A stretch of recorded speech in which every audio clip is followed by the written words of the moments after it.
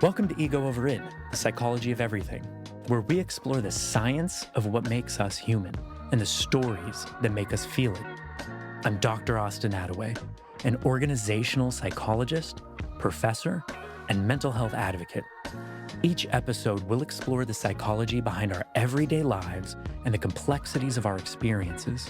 Whether you're here to understand yourself, others, or the world around you just a little better, you're in the right place. This is where research meets real life. So grab your coffee, take a breath, and let's dive in.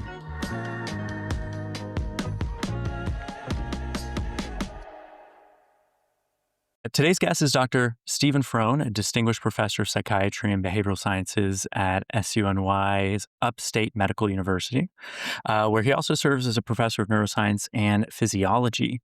He is one of the world's leading researchers on nature and cases of mental disorders, and he has over 1,000 published papers to his name right now, and has a very high H index for those who know what that is that are listening.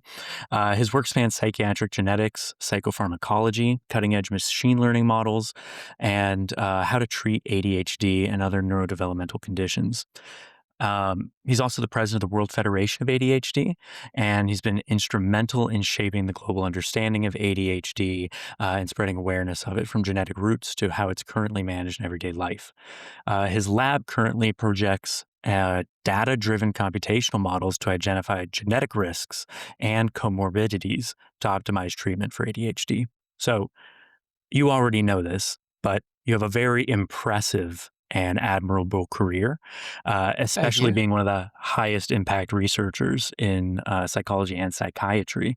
And so, could just kind of kick us off. I'm really curious, how do you get onto this career path? I mean, you started at SUNY Stony Brook for undergrad. And so, what got you from there to here? It's a great question. I'd like to tell sometimes students ask me that because they're worried about their own careers. And I tell them that, careers aren't always linear. You don't always go where you think you're headed. And I was, by the time I had finished my PhD in psychology, clinical psychology, I did an internship at Brown Medical School. At that time, I was actually very much interested in schizophrenia and mood disorders. I did a bunch of work in the genetics of schizophrenia, treatment studies of schizophrenia. Uh, then when I moved up to Harvard and joined the faculty there, a colleague at child psychiatry who specialized in ADHD, Dr. Joseph Biederman, he came to me and said, I could really use your help on the genetic side of some of the projects I'm doing because he didn't, he was a psychiatrist and no knowledge of behavioral genetics.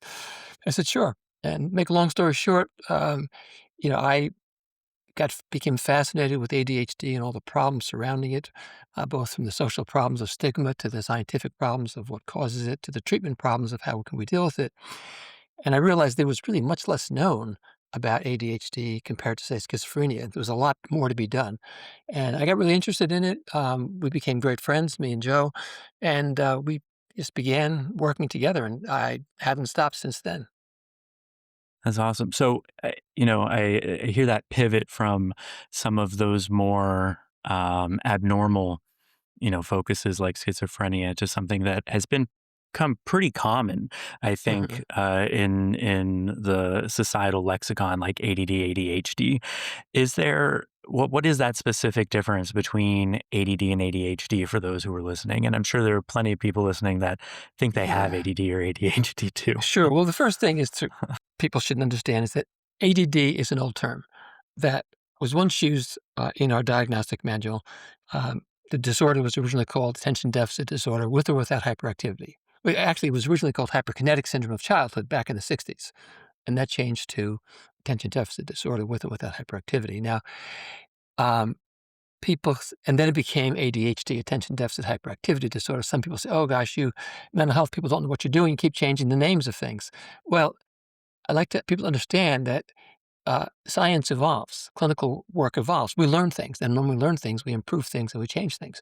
And so the diagnosis has actually improved over time. But it's caused this confusion. So a lot of people will refer to ADD still when it's no longer used in professional practice. ADHD is the term that a psychologist, psychiatrist, any other mental health professional should be using. I appreciate that clarification. I know, even I think in a lot of with some of my psychology undergrads, they're always like, "Oh yeah, I have ADD," or "I think I have ADD," and I'm like, Yeah, well, the important thing to remember is that it's ADHD now, right? It's yeah, evolved, changed, and I believe, and we'll talk a little bit about this, but our metrics for it have evolved too, quite a yes, bit. Yeah. yes. So what are some of the, you study genetics as a big part of this. What are some of the primary factors that you think contribute to, or that the research shows contributes to ADHD? So we'll start with genetics because that's my specialty. And in some ways, it's fairly easy to study because the human genome is very well defined. We can take it into the laboratory, we can assay it, we can know what the values are for the many genes that we have. And what we found, and this is in the most recent study, it's over 100,000 participants, probably the biggest experiment in ADHD ever. We found that um, there were a significant number of genes, or we say genomic regions actually, because some genomic regions actually regulate other genes. They're not genes themselves. But we'll say genes for shorthand because that's what people can think about. Um, we could demonstrate in this genome-wide association study with very high level of certainty that these 27 genomic loci, and they implicated 76 genes because loci are big, um, were involved in ADHD. It was very clear. Now, in addition to that, and I think more important for people to understand, is that we also we also could show from the mathematics of the way the genes behaved, if you will, that there are many, many, many more risk genes for ADHD than those 76 that we found. In fact, our current estimate is that there's about 7,000 genes that are involved in regulating ADHD. Now, this all makes sense from if we look at the history of ADHD, there's been 3 or 4 decades of twin studies, family studies, adoption studies. We know the heritability of ADHD is high. It's about 75–80%. It's as high as schizophrenia or bipolar disorder. And so we weren't surprised to actually once we could actually look at the DNA, which we could only do in the last decade, to finally discover some of these genomic causes of ADHD. That's a pretty high inheritability rate. Is that something, and you mentioned these 7,000 other genetic risk factors? ADHD then something that can uh, pop into somebody's life developmentally, not just having it, active from the start? Is it something that maybe they don't have as a child, but can develop as an adult, or that these genes, sort of, for lack of a better way of putting it, turn on at some point? Well, that's a very good point. Genes can turn on and do turn on and off over development, no doubt about that. So my current view of it is that as the brain is being wired during development and neurons are making connections in the brain, in the ADHD brain, that wiring goes awry in a small way. Um, so that leads to changes in the brain, small changes. In fact, they're very small changes. And these changes in the brain, we believe, lead to symptoms of ADHD. Now, I emphasize small, and I think if there's one thing people can take away is that the genetic risk genes that we have very small effects individually. The brain findings that we have are individually very small, but they cumulatively add up to, if you will, cause the disorder. Important and very Gotcha. important fact. It's not like you have one of these genes. I said 7,000. It's not like you have one of these variants and you have ADHD. We don't know how many you need. You may have to have 5,000, you may have to have 2,000. Work still needs to be done. It's incremental. It may be rare cases that are caused by one or two genes, but that's a different story. I'm talking about most cases of ADHD. Gotcha. And so, I think there are some people, and I know that my students bring this up to me. Um, how how can someone differentiate whether or not they're having an attention deficit hyperactivity issue, or just symptoms of it, versus anxiety or stress or depression and these sort of comorbidities? And when we say comorbidities, we're talking about things that overlap, these diagnostics that overlap. Right. It's an important question. I would say, first of all, to somebody, people listening that think they're concerned about disorders they may or may not have, if you're experiencing distress or disability because of what you think is a mental health problem, what you really should do is go see a professional. But it's not going to help you to go to the internet and try to figure out, do I have A? Do I have B? It's really not something. the average individual can do. You really need to have a professional look at it So I because shouldn't self-diagnose on TikTok. on TikTok especially, we know. I mean, there's been a study came out a few years ago looking at information on TikTok, and the rate of incorrect information was dramatically high. It was it was better if it was given by a professional, which it is sometimes, but when it's given by your average influencer, much of what is said is downright wrong. Downright wrong. So there's no way then I can self-diagnose, through social media or a quick Google. The only thing you can do, a person can do about their, if you will, in a way they can self-screen. They can go to their doctors. I'm concerned that I might have ADHD because here's what I've heard. But then you have to let the prescriber, the doctor, the psychologist make that final diagnostic decision because it's a fairly complex process that you have to go to many years of training before you can do it very well. Yeah, absolutely. And I know for myself, and to self disclose, I do have ADHD, and that it presents differently, I think, amongst different individuals. Um, can you just share a little bit about, how, why I think some of the definitions of ADD in the past, ADHD Mhm. now, have changed because of how there's so much variation in how it presents? Absolutely. Yeah. Well, we said it's called attention deficit hyperactivity disorder. It's actually missing another word, impulsivity, because the three cardinal symptoms are inattention, impulsivity, and hyperactivity.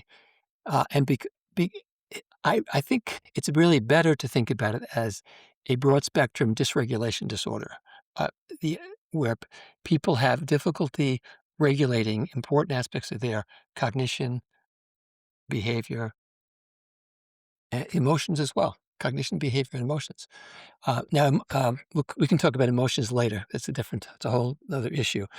Um, but what you were pointing out is that there are different presentations of ADHD.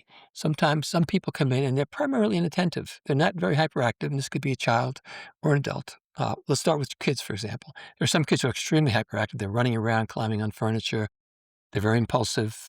They cause so much havoc in the family and the school that they get brought to the attention of doctors very quickly. Some children are only inattentive. They don't show much hyperactivity and impulsivity, but they're extremely inattentive. They can be very quiet. They don't bother anybody. They're kind of dreamy in the classroom. They look out the window. They're not paying attention to the teacher. Parents think that they're being obstinate because they're not doing what they're told, but it's because they're not paying attention. They didn't actually hear what they were supposed to do. Uh, Inattention is a real problem because it's not well, let me put it this way. When you're a child, you get referred for treatment because you cause a problem for somebody else, your parent, your teacher. When you're an adult, you go to treatment because you're experiencing something. So many people with inattentive ADHD don't get diagnosed, and this is particularly females, don't get diagnosed until they're adults because they kind of cruise through life, not bothering anybody, and people don't think there's a problem. And yet it may turn out that they're a highly intelligent kid who instead of getting A's and B's is getting C's and D's because of their inattention, but no one has figured that out. So those are the two extremes, hyperactive, impulsive, inattentive. Most people have both sets of symptoms to some degree, and it can vary. And we should add that as the child ages, the symptoms of hyperactivity, impulsivity tend to wane. They decrease, particularly hyperactivity. You don't see adults running around climbing on furniture, for Right. example. And in fact, the diagnostic criteria address that. Adults' hyperactivity can be diagnosed in terms of not being comfortable sitting still for long periods of time.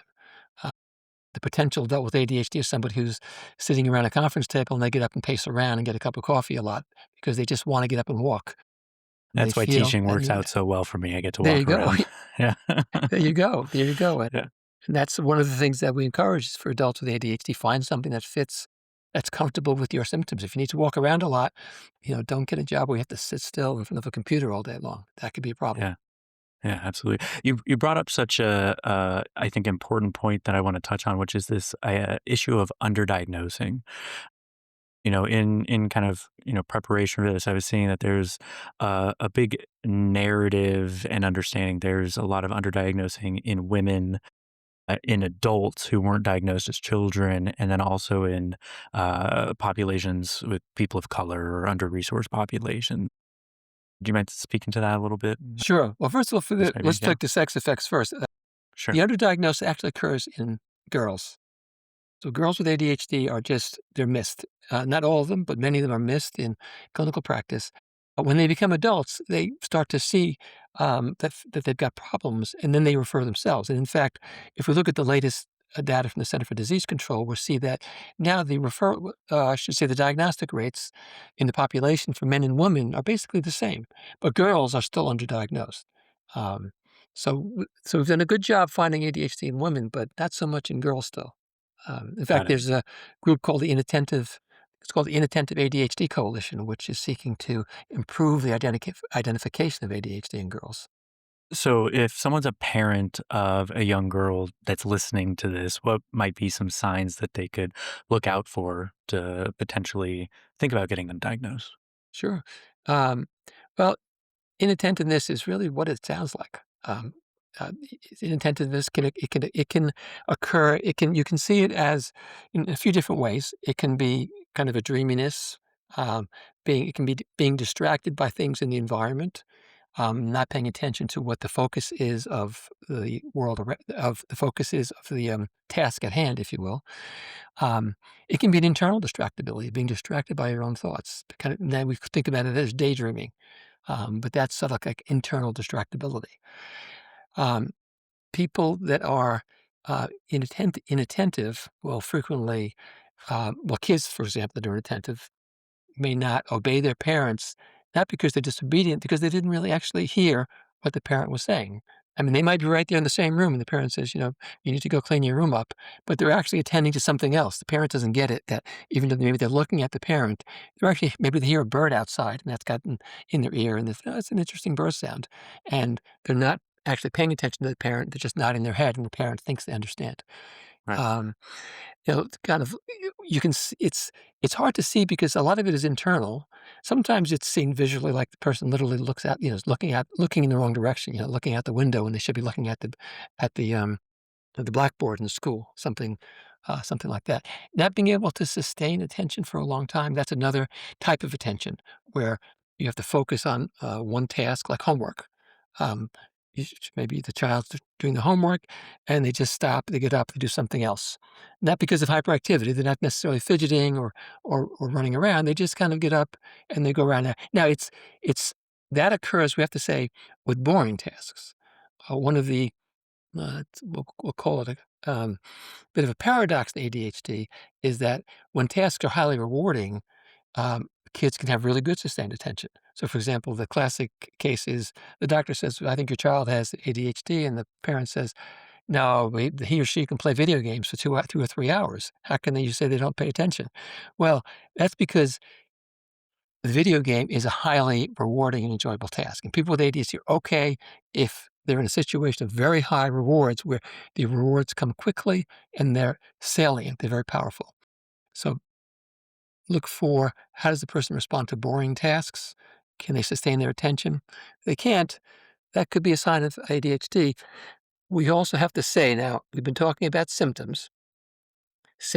Having symptoms doesn't necessarily mean you have a disorder because a disorder is defined by a combination of a symptom set and either distress or disability caused by those symptoms.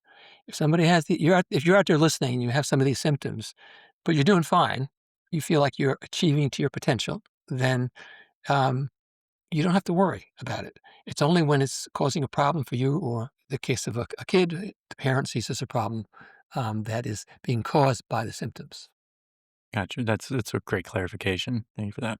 Although we might Um, want to talk a little bit maybe later about yeah, seeing symptoms in highly intelligent people. That's another problem for right. diagnosis. Yeah. Oh, yeah. Well, I'm sure we'll talk about that. I have some questions myself. um, In to circle back just a little bit to underdiagnosis, we talked about girls, but how about other populations like adults who might be a little bit older or people of color? Well, certainly, minority groups we see underdiagnosis and undertreatment. That's been documented in a number of studies in the United States. In European settings, they've documented that they use immigration status in a lot of their studies because it's easy for them to ascertain, I guess. So, like new immigrants to countries usually have lower diagnostic rates. The reasons that aren't completely understood, some of it could be cultural, not wanting to go see a doctor about a certain kinds of disorders, but other is being under-resourced. If you don't have if you're working 2 jobs and you don't have insurance, well, you may not be your son's ADHD is not the first thing that's on your mind. Yeah, yeah, access is huge. Yeah. Um, in we've touched a little bit on you mentioned video games, we mentioned TikTok. There are a lot of myths out there around ADHD. Is to your knowledge, to in your expert opinion, is ADHD something that you can develop from engaging with something like social media or video games? The short answer is no. In fact, I've been in this ADHD world of research and clinical practice, although I don't see patients anymore, for what now, maybe 35 years. Honestly, every time a new technology comes out, someone says, that causes ADHD. I think probably when the radio came out, people said radio is causing kids to have problems. When TVs cause ADHD, tablets cause ADHD, cell phones cause ADHD. It's this kind of myth. Fast-paced American life causes ADHD. People are dying to find some simple kind of explanation for why kids are behaving and adults are behaving in certain ways. And the bottom line is ADHD has been around. ADHD's been ar now your viewers might not even believe this, okay? But, and then actually that's another thing we could talk about. When should somebody believe somebody about what they're saying? Um, Absolutely. but if they were to go search medical textbooks through history, the first descriptions of children who have clear symptoms of ADHD, although they didn't call it then, goes back to the late 18th century. So we're talking roughly the 1770s. Around that time, there was a textbook in Germany and another one in Scotland that were published and clear descriptions of ADHD in these kids. So ADHD is not due to new environments. It's been around for a long, long time. Um, we know that the genes for ADHD have been around for hundreds of thousands of years. I did a fascinating study with some colleagues in Barcelona where they looked at what's called ancient DNA because from human fossils, you can one can extract DNA samples from the bones of human fossils, and we can know what the genome looked like for, say, Neanderthals and so forth back 100,000 years ago. And we can ask the question, did they have these genes for ADHD? And if they did, what happened to them? Well, it turns out, yes, of course, they had genes for ADHD, and the the prevalence of those genes, how common they are in the population, has gradually decreased from, say, 100,000 years ago to now. They've been very Interesting. slowly been eliminated from the population. And why is that? Well, it's because these genes cause people to have problems that make it difficult to function and difficult to survive, certainly in an environment where you're on the savannah of Africa and you're hunting. If you're inattentive about that lion that's over there on your left, that's not Yeah. good. You're not going to Yeah. make it. You're not going to reproduce, and your genes aren't going to get transmitted. So ADHD has been around for a long time, and people need to stop looking for simple reasons. Now, I'm not saying that parents shouldn't try to control tablet time and screen time and all that. There's all sorts of good reasons why you might want to do that. But it's not going to cure someone's ADHD to do that. I thank you for clearing that up. I think, another similar myth or misconception, or at least piece of misinformation that goes around is the relation of ADHD with other spectrum disorders or ASD, and how those sort of interplay and their relation and differentiation. Yeah. Um, Yeah. yeah. Do you mind speaking to that a little bit? Sure. Well, Yeah. first thing we should understand is that there are a number of psychiatric disorders that both kids and adults can have autism, depression, anxiety, ADHD, substance use disorders. These are all very well defined in our diagnostic manuals, and they're very different disorders. If you were to look at the symptoms of an autism spectrum disorder, there's nothing to do with ADHD. Things like difficulty socializing, difficulty communicating, nothing to do with symptoms of inattention, hyperactivity, impulsivity. Now, that said, it's also the case that somebody who has one disorder is more likely than average to also have another and maybe even a third. We call that comorbidity, as you used that word before. And when I first started in my work in mental health, psychiatric comorbidity wasn't understood at all. And in fact, we thought back then that the goal of diagnosis was to figure out did the child have ADHD or anxiety or autism. It could only be one. And then you would treat that disorder.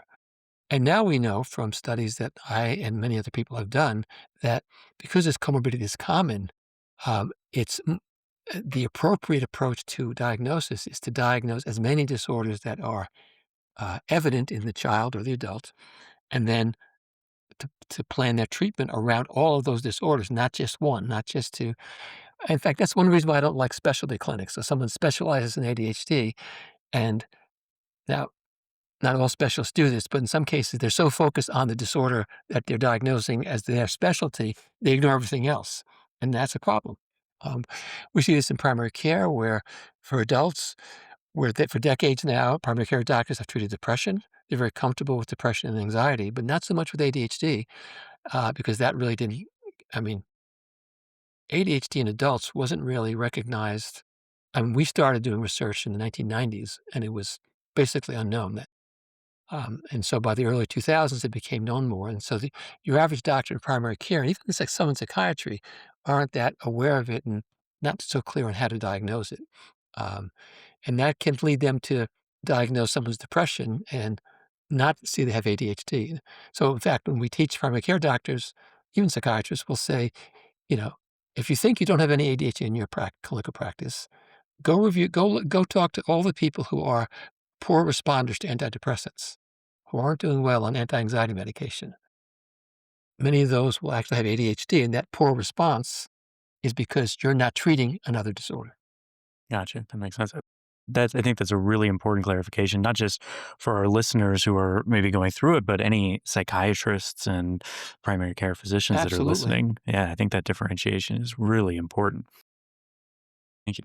Uh, and as we talk about psychiatrists and diagnosing, there's a lot of stigma around medication.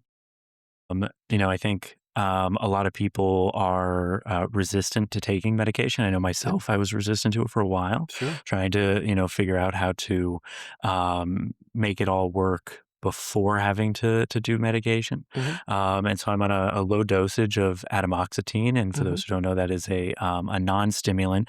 And non-stimulants, correct me if I'm wrong, are relatively new. They're a new introduction for treatment of ADHD. Yeah, relatively new. I mean, the Yeah. first stimulant was discovered in 1937. Atomoxetine came around in the late 90s. Um, that's when it was beginning to be studied, early 2000s. So yeah, there's and there's also another class of non-stimulants called alpha-2 agonists, guanfacine and clonidine are also used as non-stimulants. Um, I don't really like the term stimulant. It's a strange term, actually. Um, they're the stimulants are actually what I would call dopamine reuptake inhibitors. They stop the reuptake of dopamine in the brain, and atomoxetine is a norepinephrine reuptake inhibitor. It acts on a different neurochemical, and clonidine and guanfacine are alpha-2 agonists. They activate an alpha-2 receptor in the neurogenic system of the brain. But So for yeah, those listening, that's we're talking about, reward systems versus, do you mind like breaking it down just a little bit for, the sure. differentiation maybe between what dopamine reuptake and what So the we other two? Yeah. first I have to emphasize that we don't have a clear pathophysiology of ADHD. We're getting there, but we can't we can't really look at the living ADHD brain directly. We have to use neuroimaging and other techniques. So we have a very primitive understanding. But that said, a lot of the theories about ADHD brain functioning has to do with how the medicines work. So the stimulant medicines or the dopamine reuptake inhibitors, what they do is that they work in what's called the synapse. That's the gap between two neurons in the brain, and the way they communicate is one neuron spits out dopamine, the other one picks it up, and when that dopamine gets picked up, a signal keeps going down, and the next neuron spits it out, and so forth. Now, what we believe is going on is that in that synapse between the two neurons, the dopamine is being cleaned out too quickly. It has to be cleaned out so the next signal can happen. But if it gets cleaned out too quickly, the signal can't get through, or the signal gets, it's not a good signal. It's like having a bad phone connection. You have somebody we're all familiar with cell phone connections aren't so good. You can imagine if the connection in the brain is a little fuzzy, well, the brain's not gonna work as well, and they're gonna be problems. And so, what the stimulant medications do is that they basically work on they attach themselves to a protein in the synapse that essentially makes the dopamine stay there longer, or makes the norepinephrine stay there longer in the case of atomoxetine. So which that's allows how, for more yeah, consistent signals. which creates more consistent signals and therefore improved cognition, improved control, that dysregulation I talked about before, that inability to self-regulate, that improves fairly dramatically. Yeah. Sure. Thank you for that. So, for those who feel some of that pressure, societal pressure, the stigma to not take medication, um, where do you feel some of that comes from? And when should individuals consider talking to a psychiatrist about a possible prescription? Yeah, well, the stigma is really interesting. It's related to the stigma of mental illness, right? It's sort of like, well, you should be able to do this by yourself. What's wrong with you? You can't pay attention. Just try harder, right? Don't be lazy. I mean, that's, kids with ADHD were called lazy for so many years. It all comes from that, from the stigma of mental illness. I mean, yes, I mean, there are a group of, for example, parents who won't give their kids any medication, and there's a group of adults who won't do it. Let's forget about those people. That's a small group. Okay. For the rest of us, most of us adults, doctor prescribes us a medication. We typically take it. I mean, we might not always take it. We'll discuss the pros and cons, and if we don't want to take it, we'll just typically tell the doctor why and so forth. But most people who have diabetes take insulin, right? Um, Kids who have diabetes, their parents usually give them insulin. Now, we don't have these debates about diabetes, for example, because of the stigma of mental health. Now, there's also the problem of what I will broadly call the anti-psychiatry movement, which is a group of people on the internet now who are sending out these messages that these medicines are dangerous. And that scares parents. Oh, these medicines cause people to be addicted. These medicines are going to affect the brain in unknown ways. And the child's brain is so delicate that if you give them this medicine, it's going to somehow hurt their brain and they'll have problems. After that, I tell parents, well, number one, some of these medicines have been used for 40 years, and you know, they're very safe. The stimulant medications, things like amphetamine and methylphenidate, they're even used in the elderly, the most vulnerable populations there are. I mean, my dad, when he was 90, he was taking Ritalin because he was old and he was losing his ability to focus. And the doctor said, "We're going to give him a little Ritalin to focus him," and he did fine on it. Um, but there's these myths about the medicine being dangerous. In fact, the strange myth about medicines causing addiction is bizarre because the data actually show the opposite, that people who take the medicine consistently are less likely to abuse drugs and alcohol than people who don't take their medicine. So the medicines actually protect.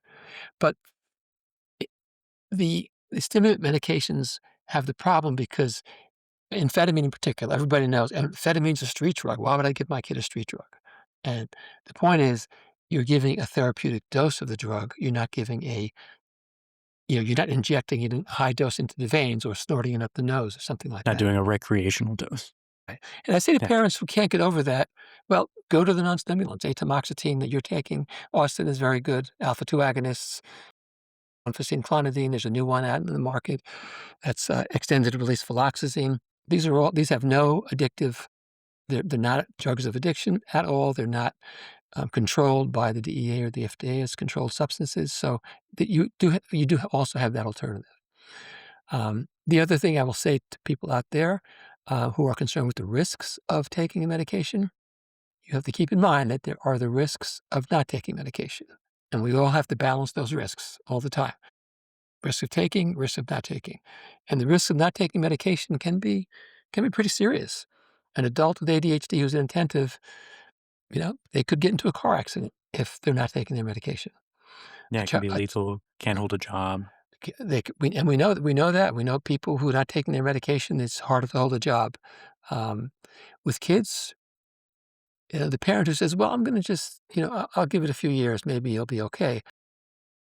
I'll say to them usually, "Well, let's say if your child's 5 and you're gonna give it 5 years, well, then when he's 10, you've let him live half of his life being impaired.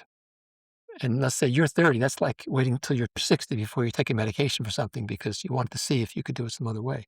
You know, I'll tell you a story about a friend of mine called me up and said, "Hey, Steve, I need your help. I know you're an ADHD expert. I'm pretty convinced my grandson has ADHD. I'm only a lawyer. I can't tell for sure, but I'm pretty consistent. And my daughter says that has been diagnosed, but she has for the last few years taken to see every alternative medicine doctor there is and doesn't want him to take medication. Would you mind talking to her?" I said, "Well, yeah, I'll talk to her, but usually it doesn't help. People like that just have a very firm belief." I talked to her and I said, I'm trying to think, well, how could I help her out? I said, "You know what I suggest you should think about? You're worried about the medication, but you don't have to give it to your son for the rest of his life. You could give it to him for one day and then say, 'Oh, I don't want to give it. It's dangerous. It caused a problem.' I'd suggest you give it to him for at least a few weeks and see how it goes. But then you can just stop it if you're seeing problems." She called me back in about a month and she says, "Oh my God, I wish I had talked to you 5 years ago." Yeah, she says, he's a different child. It's a miracle. I mean, he's doing well in school. He pays attention. He's obedient. We enjoy each other more. And that's a common story in the ADHD world. When the kids take the medication or an adult takes the medication, not everybody responds, but when people respond, I mean, some adults say this has been a miracle in my life. Literally, they use that term. Yeah. Yeah, I appreciate that, clarification. I mean, you can stop at any time. There is nobody telling you that once you start a medication, then you're gonna be hooked or That's right. that you can't turn it around if it's not working. Yeah, Exactly. You can stop it yeah, anytime you want. yeah, trial and error is a big part of the process. Yeah, yeah. Um, kind of on this. Actually, you Yeah, said trial and please. error, so that reminded me of something else people Oh, kind of don't please. understand sometimes Yeah, they get a little bit frustrated when the doctor tries one drug, it doesn't work, and they try another one, and maybe another one, and they think, "This guy doesn't know what he's doing."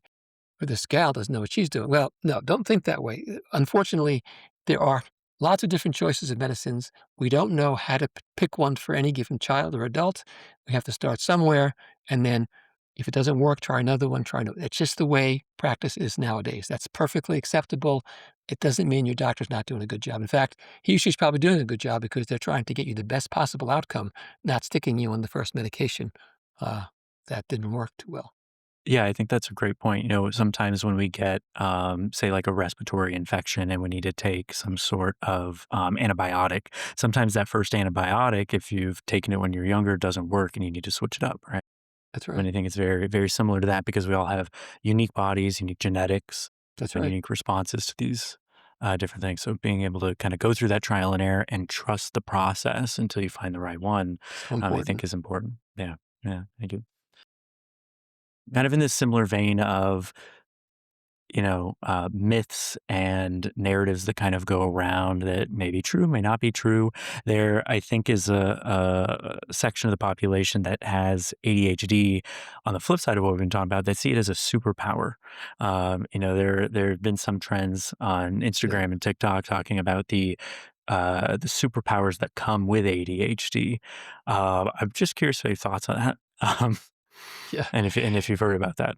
Well, I've definitely heard about it. I mean, somebody Yeah. wrote a book called The Gift of ADHD. Mm, Um, well, if a disorder causes a do if the disorder can lead to addiction, criminality, traffic accidents, poor occupational functioning, failure in school, it's hard for me to think of that as a gift or a right. superpower. Um, there I don't know. I think what happens sometimes is that there are people who are first of all, they may have ADHD, they may not have ADHD, but we'll assume they have ADHD. We'll give them the benefit of the doubt there. They're probably, for example, they may be somebody with a very high IQ, like they say 120, 130 IQ. They've done pretty well in their life, and they kind of interpret their ADHD as somehow making them successful, ignoring the fact that they have all these other talents that are making them successful, and not recognizing that they may very well have done better if their ADHD were treated, which is quite possible. In fact, we know, for example, that highly intelligent people with ADHD actually don't do as well as highly intelligent people without ADHD. If you look at, for example, kids that graduate from high school, straight A's, they're smart Right. kids, right? follow those with ADHD, those without ADHD. The kids with ADHD are not doing as well later in life uh, by financial security, completion of education, things of that sort. Okay, now another point about superpower is that when you look at the research is not there to say that there's anything about people with ADHD that is especially super powerful. There's small evidence, and I will have to say that this side of ADHD has not been, I would say, adequately studied. So there's some good work coming out, actually, the Netherlands. My colleague Martina Hochman has been looking at things like creativity, and there's some evidence that there's more creativity in ADHD, and that may be a benefit of the disorder. It's we're a long way from actually saying that that actually occurs. Now, the final thing I'll say about the whole gift superpower thing is I think it is very harmful to most people with ADHD because the average person with ADHD, they hear that and they say, "Oh my God, I have a superpower and I'm still having all this trouble. Right. I'm really a screw up. What's wrong with me that I can't harness my superpower?" And then you send this person down this whole kind of psychological trip about what's wrong with them not harnessing their superpower when it's basically made up. It's just not true. It's another way to, it's sort of like another way of saying people with ADHD are lazy, right? It's just another way of Yeah. saying you're not living up to your potential. You have this great potential. You're not living up to it. It's somehow your fault. Um, I don't like it, honestly. I think it's more harmful than it is helpful. When I say to people with ADHD, I say, "Look," I say, "a person with ADHD is exactly that. They're a person where ADHD is one small part of their entire life path. And like other people, they have strengths and weaknesses. ADHD is basically a weakness, but you've got other strengths. Find your strengths, use those strengths to move forward in life and deal Yeah, with just your like disorder somebody as a with disorder." anxiety, Uh, right? Or any other sort of yeah, diagnosis. Yeah. exactly. Yeah. Exactly. And Yeah. also, if someone says their ADHD is a superpower and my ADHD doesn't harm me, it helps me, they don't have ADHD. Nobody would diagnose them with ADHD. They would Right. not, they don't actually, because a definition of ADHD is that it's causing problems. It's like it's literally in the definition. You go take out the diagnostic manual that says you have to be impaired in at least two or more settings, like at home at school, at home in the workplace. If it's not harming you at all, it is not it, it's not ADHD. You're just kind of spinning a story because maybe you're a little inattentive and maybe it makes you funnier to people or something like that, and it's and get you more engaging, or you think it makes you more creative, but it's honestly, I think it's a big problem, but I'll stop there. At the end of the day, they're quirky. Yeah, right. Maybe that's you're a quirky person, you've got some of these symptoms. Lots of people have symptoms of ADHD in the population. It's not I guess that's the other point we should make is I'm glad I'm actually getting to this because it's a mistake to think of there's people with ADHD and then there's people without ADHD who are very different. No, that's not the case. If you if I this has been done by other people, not me. You go into any population in the world, right? And you measure symptoms of ADHD in a population of kids or a population of adults. What you find is that some people have a lot of symptoms. Some people have a little bit less than a lot. Some people have a medium amount.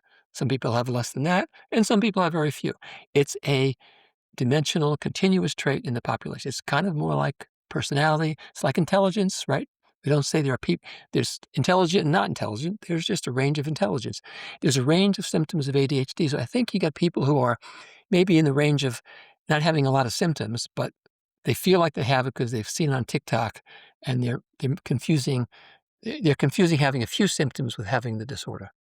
Right. Yeah. Thanks for making that clarification. I know I hear that a lot come up, especially, you know, younger generations that are just learning about this stuff. And, as ADHD becomes more part of the common discourse than it has in the past. Yes. Um, Yep. yeah, absolutely. Um, we talked a little bit about ways of measuring and diagnosing ADHD, and I know there's some emerging work around utilizing artificial intelligence for that. Um, And I know your lab is starting to look at computational models for it. So as we kind of like look ahead at what's to come in the space of ADHD, because right now, like we talked about, the medication is sort of primitive in how we approach it. What is on the horizon? Wow. Yeah, Okay, there's a lot I on know the it's a big horizon. question. There's a Yeah. lot on the horizon. I mean, there are new drugs being developed. For example, there's this new drug, viloxazine, another one that is being studied right now called centanafidine, which I expect will eventually be approved. The clinical trial data seem very good. Uh, those two drugs are interesting because they affect the serotonin system, and so it's kind of leading to new ideas that somehow the serotonergic system is involved in ADHD. And these are non-stimulants, like in terms of the categorizing them. Well, I take that back. We don't know about centanafidine because centanafidine is interesting because it affects dopamine, norepinephrine, and serotonin. And so whether the dopamine effects are enough to classify it as a stimulant, I think is unknown at this point. Well, I'll have to wait on that. Other companies are looking at other mechanisms that might be useful. There's been a lot of interest in digital therapeutics for ADHD. Akili came out with a game they market as Endeavor RX, which is like basically a video game, which has been it's a fascinating game. It's actually they've shown in neuroimaging studies it actually changes the brain in a positive way, and in their clinical trials, it improves people's ability to sustain attention on what we call neuropsychological tasks, where you're kind of looking at a computer trying to pay attention to something on the screen.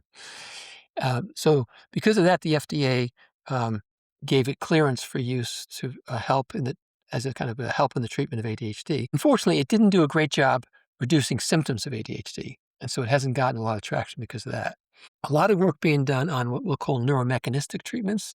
These are treatments where you put something outside the head, like magnets or some kind of stimulation device, and you stimulate the brain in the hopes that it will get to the brain centers that are causing ADHD symptoms and solve the problem.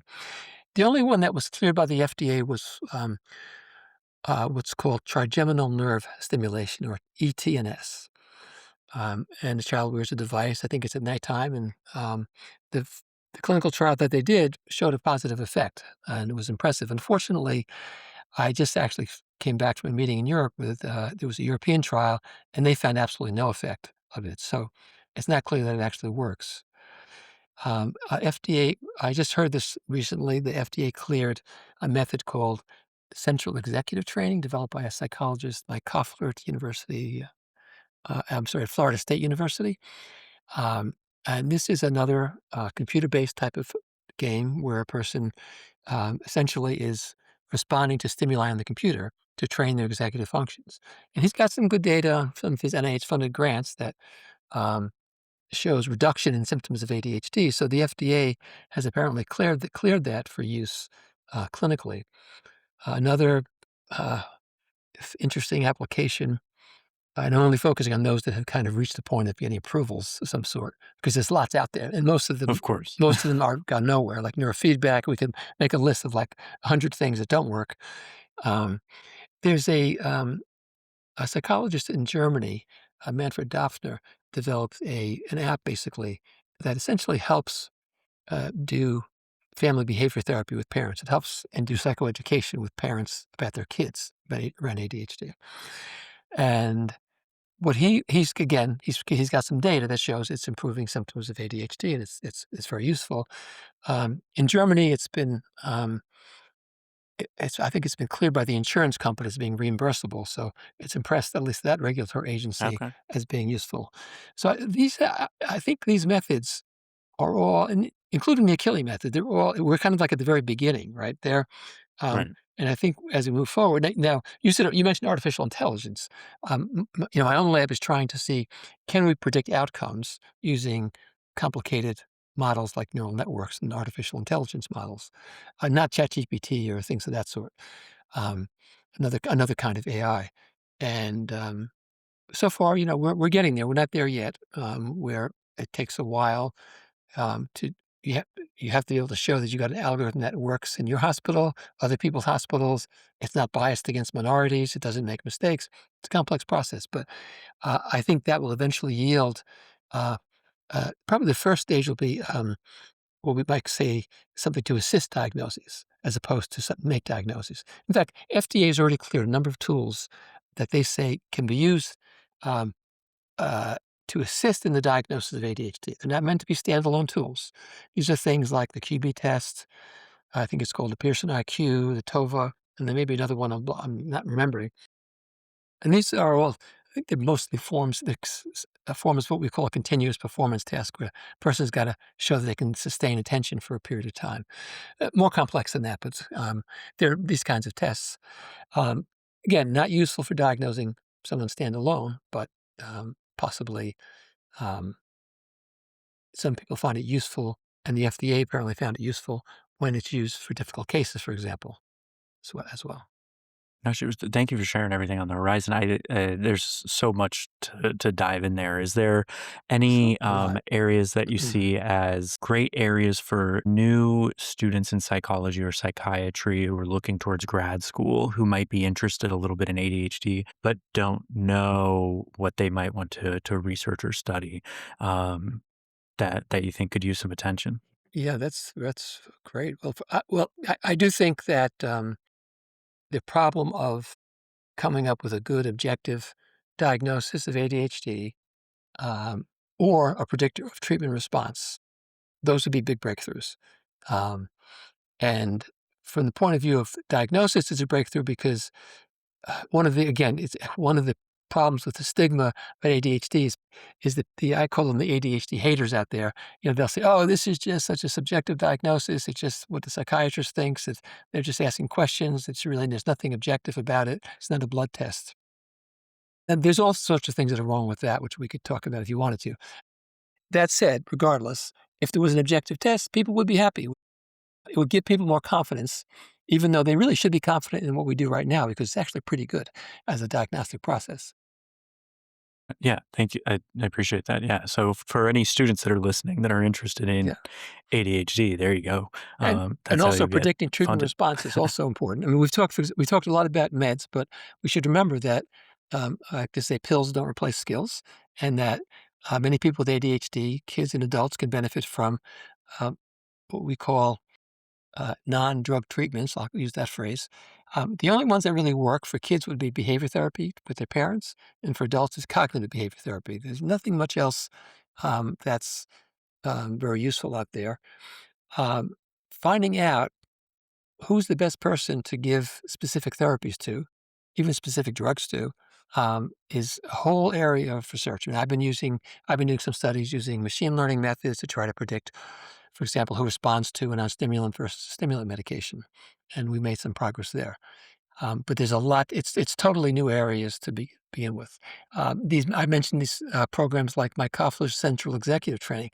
This is just the beginning. I think there's gonna be a decade or more of research where these methods are gonna be improved to the point where, the goal is actually to get a method that's as good, get a non-drug method that is as good as the drug methods.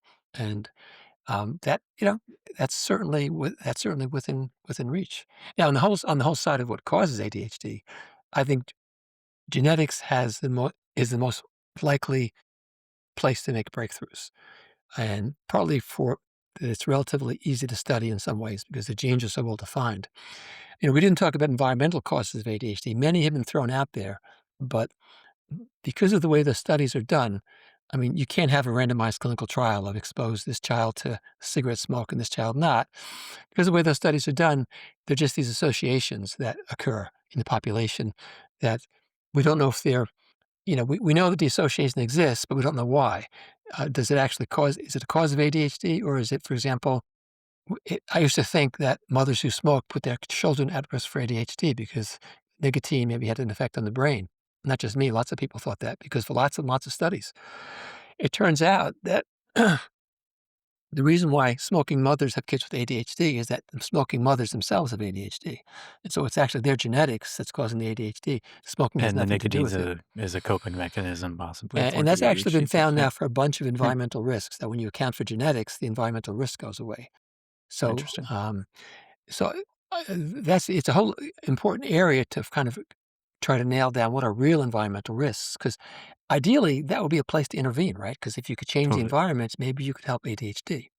Now, there's cause of the disorder, and there's things that affect the course of the disorder. People have to think of those as separate, right?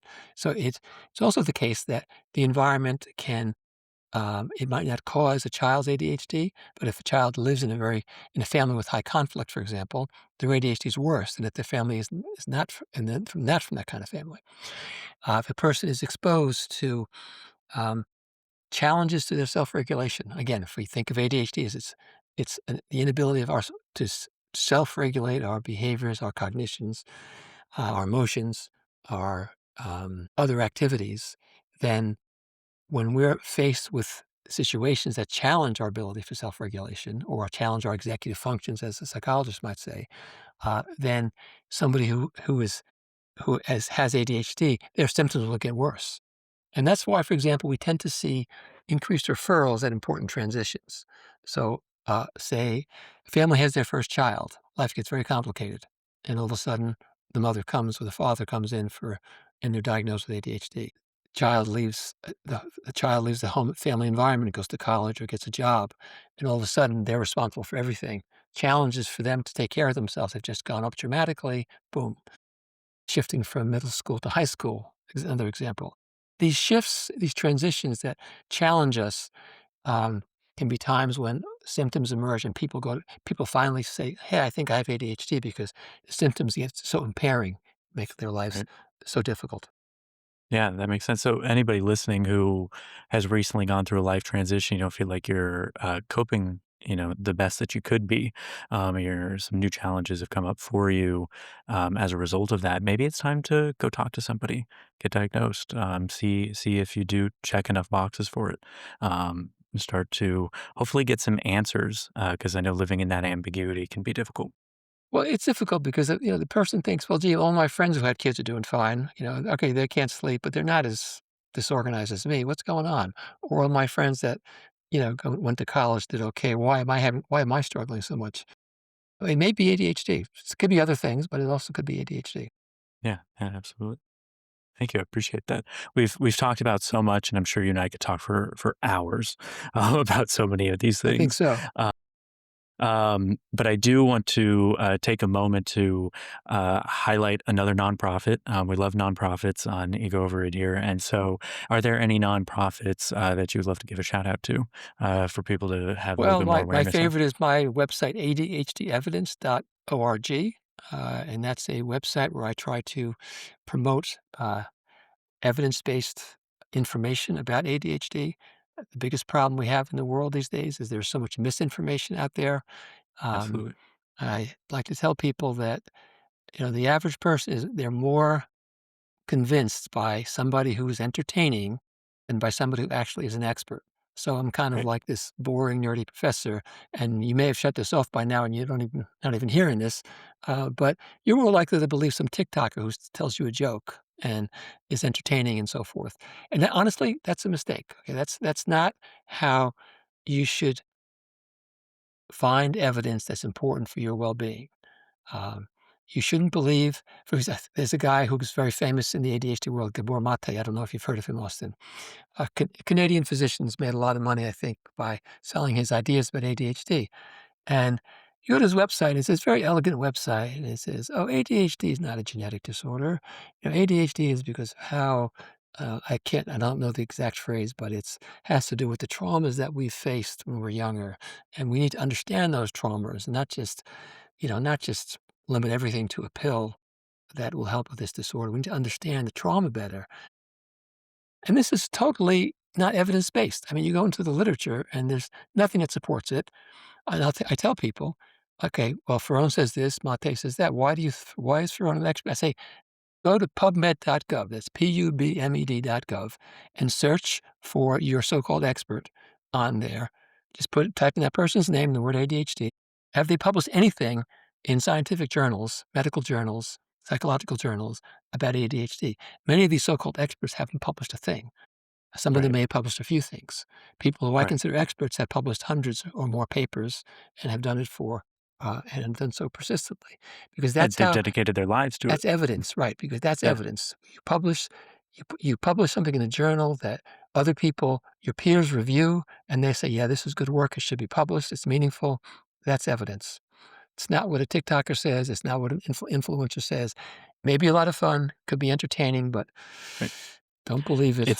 It's not evidence-based just because they're sharing some facts or a couple links Yeah, to some unpeer-reviewed, websites or blog articles doesn't necessarily mean, vast majority of the time, does not mean that they're an expert or that this is correct information. They're exactly. most likely grifting, off of, But malinformation at that point. frequently they're grifting. They're trying to get the Yeah. hits. They're making a lot of money off of people who are watching them, and being entertained. Now, Yeah, and if you're thinking you're not paying and you're not the one giving the money, how are they grifting? They're grifting off of you engaging with their content as well, exactly. right? Yeah, There's a business model behind almost all of these people. Um, I guess it's just very hard to convince people to look at evidence because it can be dry. It can be not right, as interesting. It's hard for ADHD people to focus on things that are boring. If you actually have right. ADHD, no, I Yeah, mean, I don't have funny, entertaining videos. I got lots of blogs on different topics. They're short. I make them short because I know people with ADHD aren't going to read 3 pages. It's usually like a page at the most of a guy. I have some videos there. I published a book for adults that's called Navigating ADHD Care, sort of how an adult can understand whether they're getting good treatment from um, their provider. And that's based on a project, research project I did called the Quality Measures Project, where me and some colleagues kind of developed quality metrics for the care of adults with ADHD. And we're now tested. We've tested those quality measures in primary care practices. I think something like 70,000 people with ADHD in primary care, and we looked at the degree to which their primary care doctors were following these quality care metrics, or 10 of the metrics, the top 10 metrics. And it turned out that quality care had been improving over the past decade, but it was still fairly low in certain for certain metrics. So we need to do a lot of work. Um, in helping teach doctors and other mental health providers about how to deal with ADHD because adult ADHD in particular is very new. Pediatricians get trained. Pediatricians can do a really good job with ADHD. They've been doing it for decades. They have their own treatment guidelines, American Academy of Pediatrics, very well qualified. Um, for adult primary care, many of them have never had any training in adult ADHD. It's only starting maybe now, and I know some of my colleagues say at their universities, at their medical schools, there's hardly any training about adult ADHD.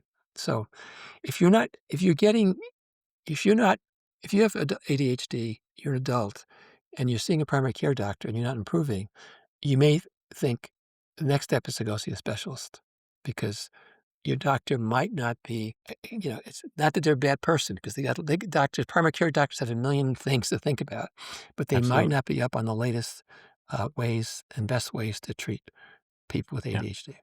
yeah. Which is when then you should absolutely consider a clinical psychologist or a psychiatrist at that point. Yeah. Exactly. Yeah. Yeah.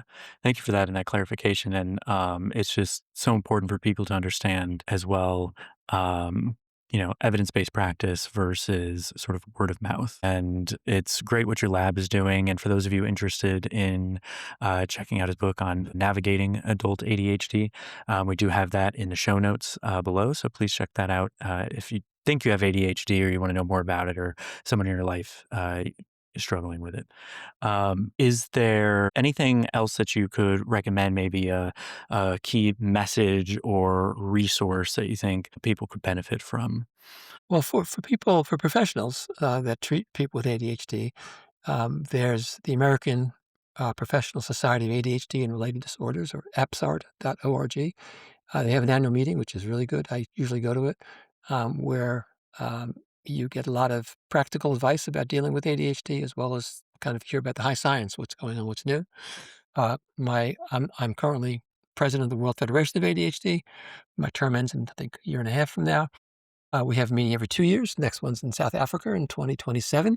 So if you want to take a nice vacation to Cape Town, you can come visit us in South Africa. Just if you Google World Federation of ADHD, you'll find that. Another resource that's at my website, ADHDevidence.org, is the International Consensus Statement on ADHD, where I put together a group of 80 plus colleagues from around the world, and said, what can we document as some of the more solid findings in the ADHD research literature? And we just kind of list them. It's not the most easy to read document. There's like 200 plus items there, where each one's very short, and it just says what the main finding is from this article. And there's a nice summary at the beginning if people just want to read a little bit. Um, but that's, I think, another useful kind of source. If you're an educator, I've got some, uh, I think 300 plus PowerPoint slides that can be Great. used. They're freely downloadable at ADHDevidence.org for use in educating people about ADHD. And I really appreciate that you make those free and open source. And I think that's another great point about the difference between those who are really focusing on high quality, rigorous research and evidence based practice and those who don't. Yeah, Right. yeah. Yeah.